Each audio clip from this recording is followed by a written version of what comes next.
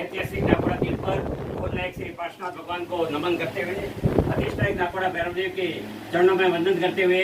आज हमारे लिए परम हर्ष का विषय है कि हमारे मरुद्रा के ऐसे रत्न तो भारत रत्न ही नहीं विश्व रत्न बन चुके हैं, जिन्होंने भारत के अंदर ही नहीं विश्व के अंदर जैन धर्म का जो परचम फैलाया है उस पर हम सभी को गर्व है। आपके द्वारा विश्व में जिस स्तर पर जो कार्य किया जा रहा है पूरा जैन समाज गौरवान्वित है। आज हम श्री जैन श्वेतांबर नाकोड़ा पार्श्वनाथ तीर्थ ट्रस्ट मंडल जो यहाँ पर सेवा के कार्यों में अग्रणी है तथा नाकोड़ा तीर्थ का भी उन्होंने विकास बहुत उत्तम ढंग से किया है। हम आदरणीय श्री हमारे पूज्य डॉक्टर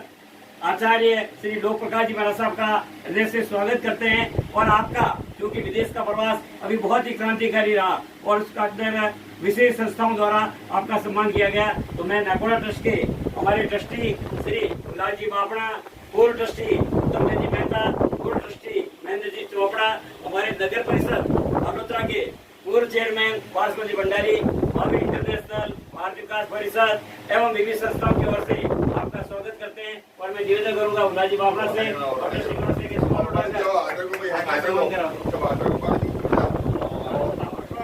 देखिए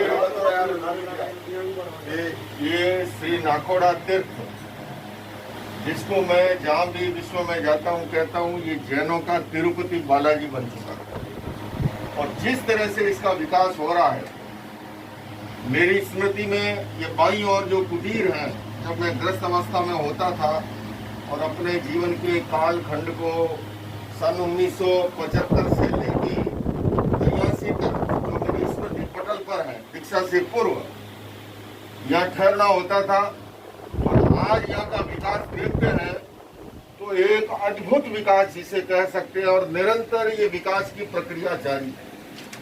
दूसरे में मैं ये कहना चाहूंगा कि ये जो सम्मान की प्रक्रिया की है ट्रस्टी गणों ने श्री नाकोड़ा तीर्थ बेड़ी ने, ये सम्मान मेरा नहीं है, ये सम्मान है भगवान महावीर के उस महान दर्शन का, भगवान महावीर के उन सिद्धांतों का जिन सिद्धांतों में विश्व धर्म बनने की क्षमता मौजूद है। और यही कारण है आज पहली बार मैं आपको एक विशेष सूचना ये भी देने जा रहा हूं कि यह वर्ष भगवान महावीर का 2550वां निर्वाण वर्ष शुरू होने जा रहा है और आपको ये जान के खुशी होगी कि आपकी अपनी संस्था अहिंसा विश्व भारती ने अंतर्राष्ट्रीय स्तर पर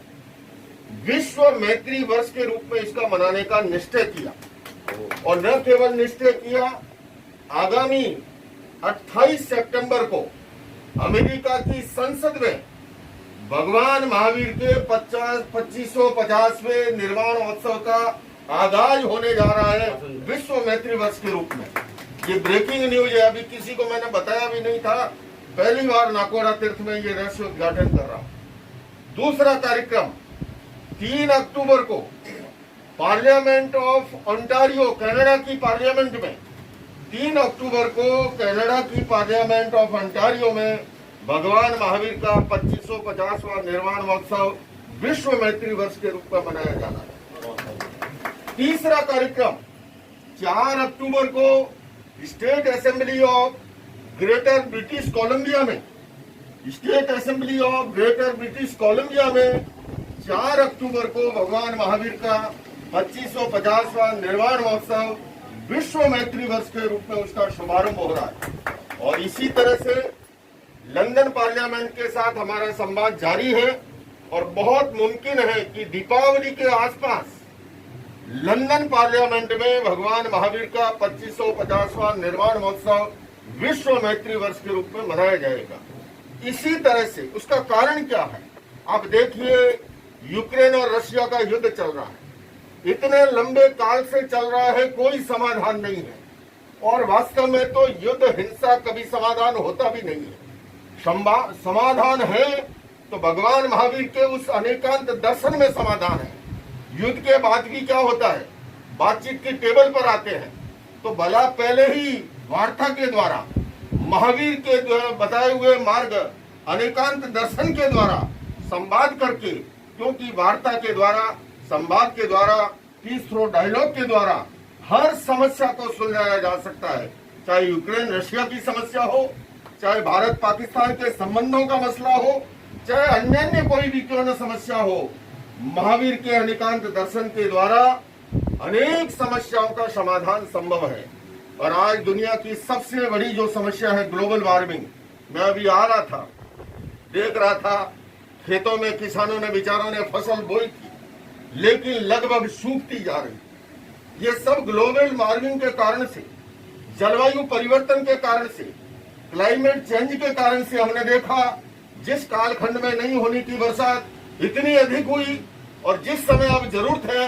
एक एक बूंद के लिए किसान तरस रहा होगा। मैं रास्ते भर सोच रहा था कि इन किसानों को कितना दुख होता होगा जिन्होंने इतना श्रम करके फसल को उगाया। तो ये ग्लोबल वार्मिंग की समस्या भगवान महावीर ने 2600 वर्ष पूर्व